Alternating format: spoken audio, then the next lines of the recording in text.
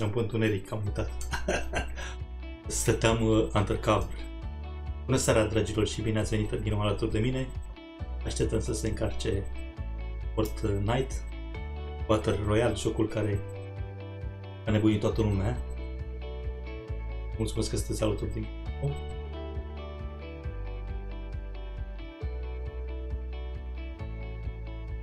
Face capul așa precum mingea de ping-pong, pentru că vezi la două monitoare.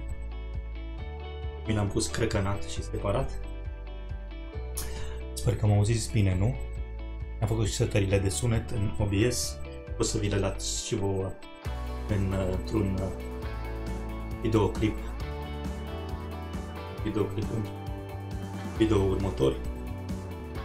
Așadar, dragilor, o terminăm cu vlogarea aia, să așteptăm să se încarce Fortnite. Scrie Fortnite. Dragii mei, se pronunță. O seară liniștită aici la mine. Scuzați decorul, paravanul din spatele meu. Este totul natural, rustic.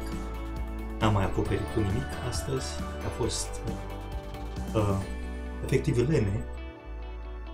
Asta este explicația. A fost lene să-mi întind aici un cearceaf în spate, că n-am fost în stare să-mi cumpăr și un paravan așa se pare un studio, dar asta am în cap pe viitor să pot desigur să fac, poate la timpul lor, de picături, așa cum avem și noi timp să ne organizăm. Nu suntem profi, suntem numai niște vloggeri în devenire. De altfel, fiecare pas înainte înseamnă un șut în fund, așadar noi vom continua indiferent de consecințe. Până se încarcă jocul, vă mai țin puțin de vorbă. Am încărcat 95%, mai avem puțin și am încărcat de tot. Așadar, bine ați venit alături de mine la un nou scurt tutorial Fortnite. Sper să vă placă.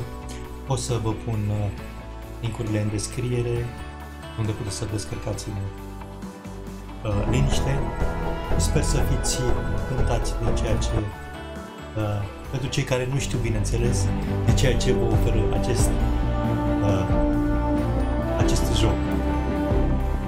Bun, așadar să trecem la treabă. Imediat cum l-ați descărcat, l-ați instalat și s-a proptit în PC-urile dumneavoastră. Prefer, bineînțeles, la jucătorii care joacă pe PC. Este disponibil așadar în Xbox One și PS4, Xbox și PC. Să vă plimbă în gură, în fulg, ideile și creierii în toate direcțiile. Nu știu ce să vă povestesc mai mult. După ce s-a încărcat, intrați aici la Battle Royale. Dragii mei frumoși, hai să oprim și cum se teleportul, era acum gol, cum se spune, să dăm acea ok, data l-am salvat. Să revin la ceea ce v-am spus, chiar la ce am rămas să vă spun. Nu nimic, o să-mi aduc aminte. Să revenim așadar la joc, că despre jocul vorbeam. Recomand tuturor, după ce l-ați descărcat, apăsați pe acolo pe Battle Royale, cărcați în primul și primul varianta solo, i-am dat și play, ca să nu merge de timp.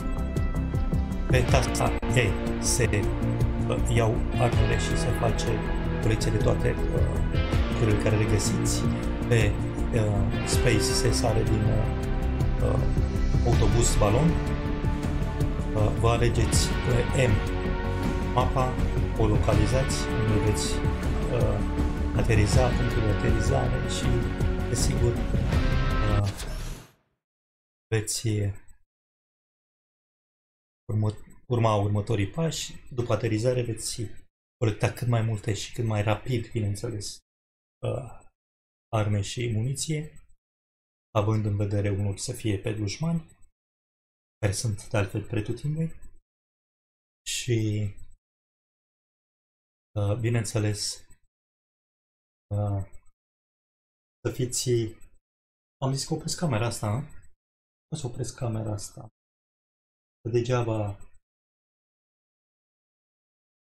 mă filmez eu, că nu aveți nevoie să-mi vedeți mie mufăul. Să lăsăm totuși...